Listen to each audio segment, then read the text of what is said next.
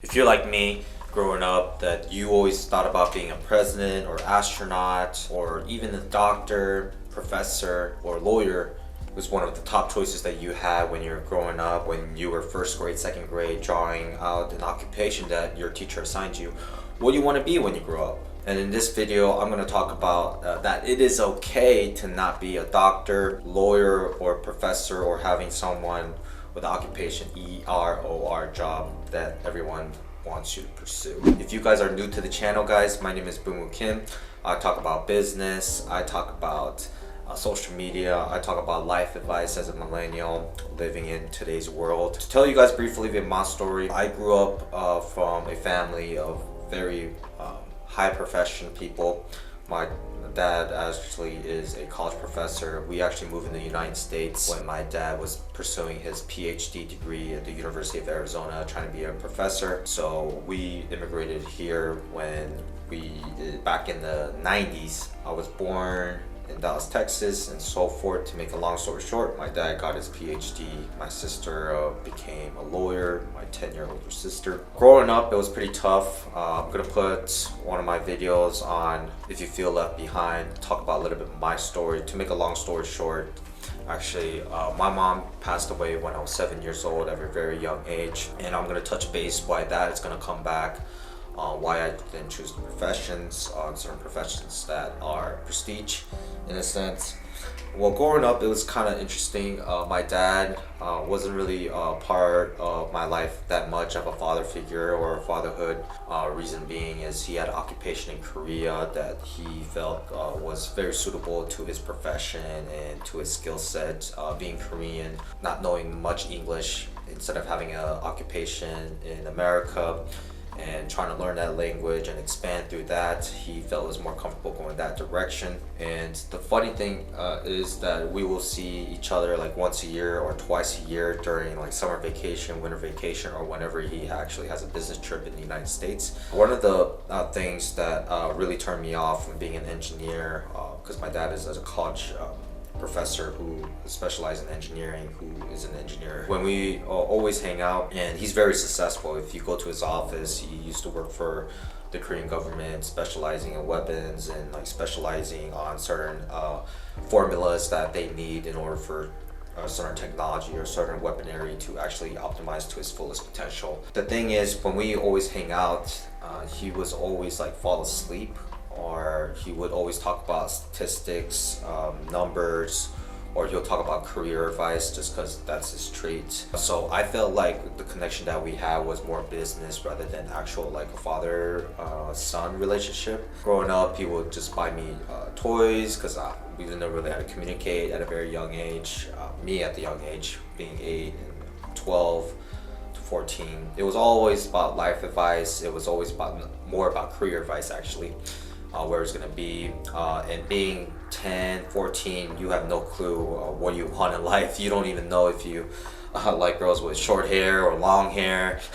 You don't even know if you like hot dogs or burgers more. And at the same time, when we had like a settling relaxation moment, he would always be tired, falling asleep. So that tended to turn me off.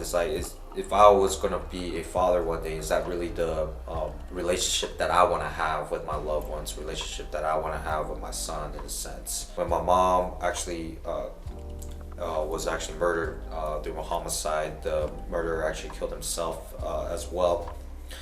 So to make a long story short, as I have a video up there, it's actually when we went to the hospital, and this is when I was 7 years old. My mom actually heart was actually still beating in the hospital when she got after she got shot a couple times at our home.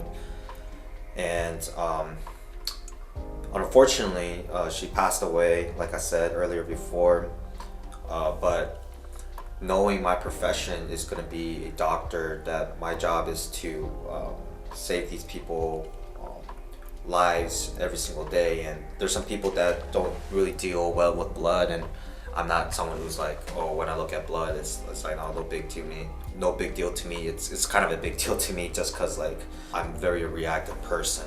So at 7 years old, when I lost my mom, and knowing that I went to school for multiple years, like 10 years, 15 years, go to residency, and I just couldn't imagine seeing myself being 40 or 45 years old or 50, look across to the hospital lobby to a 7-year-old kid saying that I'm sorry I couldn't save your mom or your dad's life because I went through it myself, right? It's just very hard for me to pill to swallow, knowing that I dedicated all my life and that's my profession, that's my living, that knowing that I'll still make mistakes just because like there's a lot of logistics that come along with people's lives and so on and so forth, that I couldn't dare look at someone's eyes, at a 7-year-old kid's face, saying that I couldn't save them. And I'll be thinking about every single day how that kid's gonna be feeling and what the life they're gonna go through if they missed a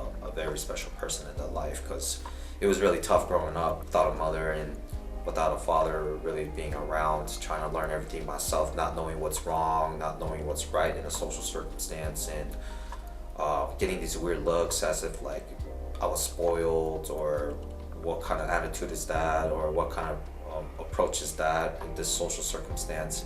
It was really tough growing up just because like it took me a while to pick it up myself, and I had to learn everything myself in a sense. And being a lawyer, it's just crazy, like the O.J. Simpson incident, and like this recent incident where this Colorado gentleman who had a truck who brake gave out on him, that he accidentally killed 4 people, caused a fire, and injured 6 people, that he was actually 100 years sentenced to jail, even though I feel like it was the trucking company that should have been responsible on that situation, but it was actually the driver. Knowing that all these things, that it's so much variables and not really profession that I feel passionate every single day, like not knowing what someone's life is going to end up, not knowing the education that I give is going to impact people, because only 27% of people graduate, actually get a job from their professional degree. I just don't feel comfortable preaching something that is going to help their life is actually not going to end up helping in the professor world per se, even though I love teaching and educating people. Yeah, it's your life at the end of the day, you know. We grew up thinking being a president is going to be cool, and knowing that there's so much responsibilities and so much qualifications that you need to go through. We go through our own pace, right? We have our own story, we have our own narrative, and it's okay to not live the life that people demand you to live or people want you to live, because ultimately you are true as you are, and you are who you are, right? You're not Mr. Johnson's son, you are Damien, you're Brad, you're Boomoo, you're John, you're true as you can be. Why born to be fit in when you're born to stand out as an individual? That's one of the biggest advice that I learned through my life. And it's okay to not live in that profession.